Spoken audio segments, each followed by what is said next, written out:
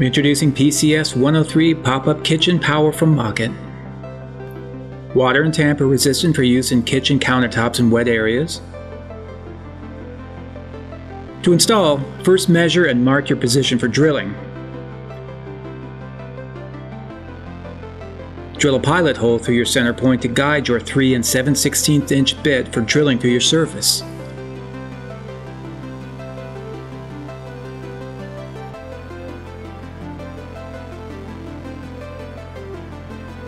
For the flush mount version, you'll need to route out an additional opening that is 4 inches in diameter and 3/32 inch deep. You can create your own template for the additional cut.